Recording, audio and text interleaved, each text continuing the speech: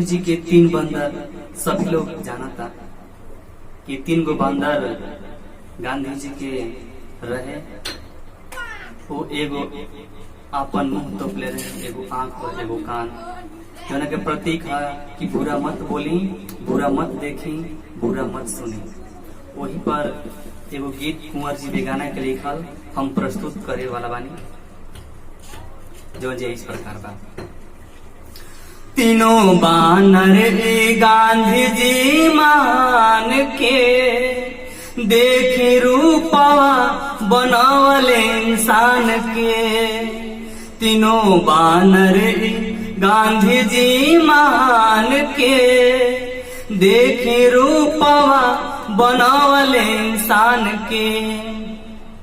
मुँह तोप के कहे पहिला कॉपी हो, बोली हा साचे बनी हा मत गपी हो। मुँह तोप के कहे पहिला कॉपी हो, बोली हा साचे बनी हा मत गपी हो। बुरा बोलला से खतरा बजान के, देखी रूपवा बनावले इंसान के। तीनों बानर गांधी जी महान के, देखी रूपवा बनावले इंसान के। जवन बैठल बावे आँखिया के ढाप जी, कहे देखी मत एह से कौनो पाप जी। जवन बैठल बावे आँखिया के ढाप जी, कहे देखी मत एह से कौनो पाप जी।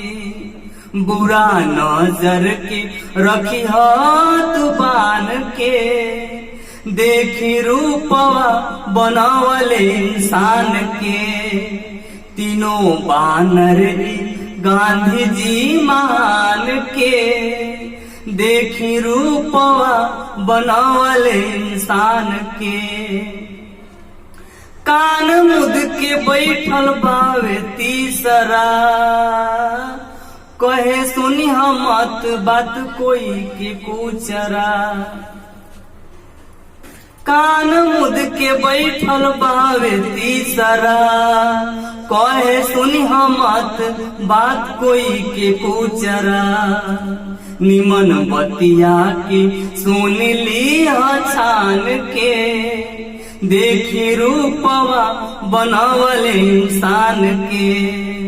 तीनों बानर गांधी जी महान के, देखी रूपवा बनावले इंसान के।